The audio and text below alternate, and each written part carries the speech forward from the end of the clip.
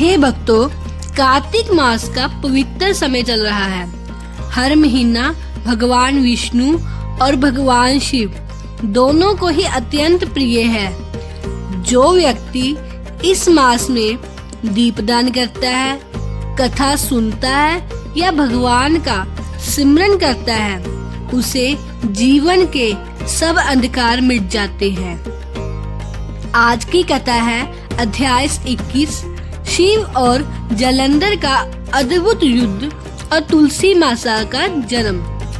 यह कथा केवल युद्ध की नहीं है, यह है भक्ति, सत्य और धर्म की शक्ति की कथा। जलंधर का जन्म और अहंकार। बहुत समय पहले जब समुद्र मंथन हुआ था, तब भगवान शिव के तीसरे नेत्र से एक ज्वाला निकली थी। वह ज्वाला समुद्र में गिरी और वहां से जन्म हुआ एक अत्यंत तेजस्वी बालक का। उसका नाम पड़ा जलंधर। वह सागर का पुत्र था, परंतु शिव के तेज से उत्पन्न हुआ था, इसीलिए उसमें अद्भुत शक्ति थी, अमृतत्व का आशीर्वाद था और अपराज्य बल था। जैसे जैसे वे बड़ा हुआ, उसके मन में अभिमान भी बढ़ गया।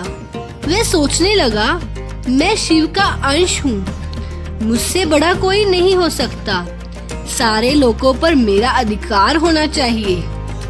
धीरे धीरे उसने देवलोक, पाताल, पृथ्वी पर अपना अधिकार जमा लिया। देवता भयभीत हो गए। इंद्र का सिंहासन डोलने लगा। वरुण, यम और कुबेर सब उसके अधीन हो गए। फिर सभी देवताओं ने मिलकर प्रार्थना की। एक दिन सभी देवता एकत्र होकर बोले, अब केवल भगवान शंकर ही हमें बचा सकते हैं। वह सब कैलाश पर्वत पर पहुंचे। वहां भगवान शिव समाधि में लीन थे। पार्वती जी ने उनके पास बैठी थी। देवताओं से हाथ जोड़कर कहा, हे महादेव, यह जलंधर असुर आपके ही तेज से उत्पन्न हुआ है। यह अत्याचार कर रहा है, अब आप ही इसका अंत करें।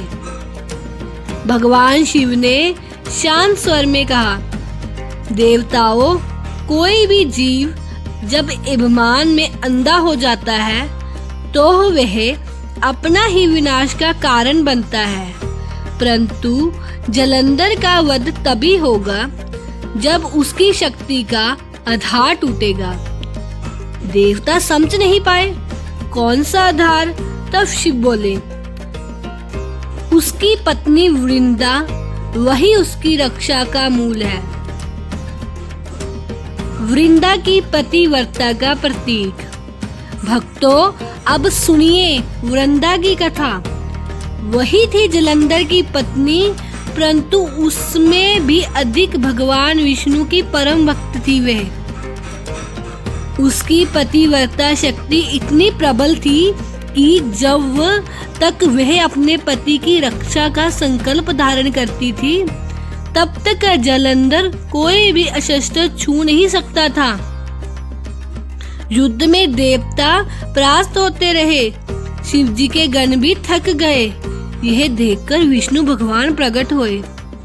उन्होंने कहा, हे महादेव, धर्म की रक्षा के लिए हमें वृंदा की परीक्षा लेनी होगी।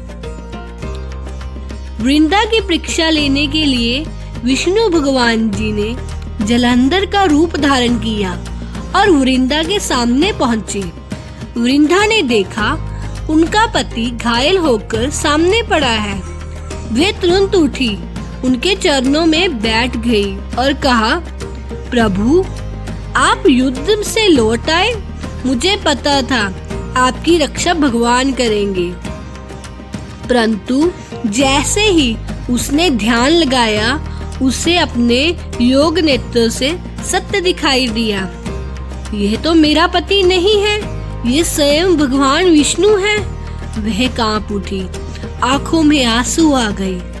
प्रभु, आपने मेरी प्रतिव्रता को भंग किया है। अब धर्म की रक्षा है, ये आपने क्या किया आपने? भगवान विष्णु ने करुणा से कहा, देवी, यह सब धर्म की रक्षा के लिए आवश्यक था। जलंधर का अंत होना ही चाहिए था। वृंदा बोली, मैं आपको श्राप देती हूँ, आप भी एक दिन अपनी पत्नी के वियोग का दुख भागोगे। इसी श्राप के परिणाम आगे श्री राम के रूप में सीता वियोग का प्रकट हुआ था। वृंदा ने अपने शरीर का त्याग किया। वह भूमि में एक दिव्य पौधा उत्पन्न हुआ, उसका नाम हुआ तुलसी।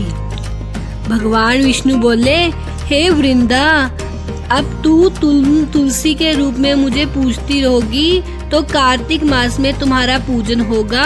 वह सब पापों से मुक्त करेगा। जो तुम्हारी शक्ति से, श्रद्धा से तुम्हारा दीपक जलाएगा, वह इस दुनिया से मुक्त हो जाएगा। वो सीधा ही विष्णु लोक को पधारेगा। शिव जलंधर युद्ध। अब युद्ध का अंतिम समय आ गया। वृंदा की शक्ति नष्ट हो चुकी थी। जलंधर का तेज क्षीण होने लगा। शिवजी ने त्रिशूल उठाया। आकाश में भयंकर गर्जना हुई।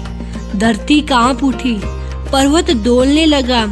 जलंधर ने आखिरी बार कहा, महादेव, मैं आपका अंश हूँ। यदि मेरे भीतर कोई पवित्रता बची हो तो मुझे मोक्ष दीजिए। भगवान शिव ने करुणा से कहा, जलंधर, तेरा जन्म मेरे तेज से हुआ है। अब तेरा विलय भी मुझे ही करना होगा। एक ही क्षण में त्रिशूल चला।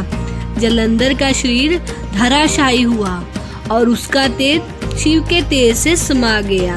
आकाश में दुंदुभियां बज गई। देवता झूमने लगे, गंधर्व गाने लगे, अप्सराएं पुष्पों की वर्षा करने लगी। देवताओं ने शिवजी जी के चरणों में प्रणाम किया, उनका धन्यवाद किया। बोले, हे महादेव, आपने हमें असुर के भय से मुक्त किया है। यह कथा सदा संसार को धर्म की रक्षा का संदेश देती रहेगी। भगवान शिव मुस्कुराए और बोले, देवताओं, ये युद्ध केवल बारी नहीं था, यह हर मनुष्य के भीतर जलंधर अहंकार, क्रोध और मोह से लड़ाई थी। जो भक्त अपने भीतर की दैत्य से जीत लेता है, वही सच्चा विजेता है।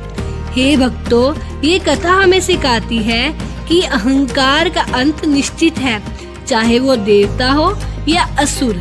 अभिमान का परिणाम पतन ही होता है। भक्ति सबकी बड़ी शक्ति है। वृंदा की भक्ति ने भगवान तक को झुका दिया। स्त्री की पतिव्रता शक्ति अमूल्य है। वही शक्ति संसार में संतुलन लाती है। तुलसी माता का पूजन कार्तिक मास में परम पुण्यदायी है। इससे आप विष्णु लोक में भगवान विष्णु के पास पहुंच जाएंगे। शिव और पुराण दोनों में ही परम तत्व है। एक रक्षक है, एक सहारक, पर उद्देश्य दोनों ही धर्म की रक्षा है। जो भक्त कार्तिक मास में इन कथा को श्रद्धा से सुनता या सुनाता है, वह अपने जीवन में सब पापों से मुक्त होकर शिवलोक या विष्णु लोक को प्राप्त होता है। इसलिए भक्तों, जब भी कार्तिक का दीपक जलाएं, तुलसी माता को प्रणाम करें और महादेव का नाम लें। और तो याद रखिए कि यह कथा आपके जीवन में प्रकाश का मार्ग दिखाती है। ऐसी और वीडियो के लिए हमें सब्सक्राइब कीजिए।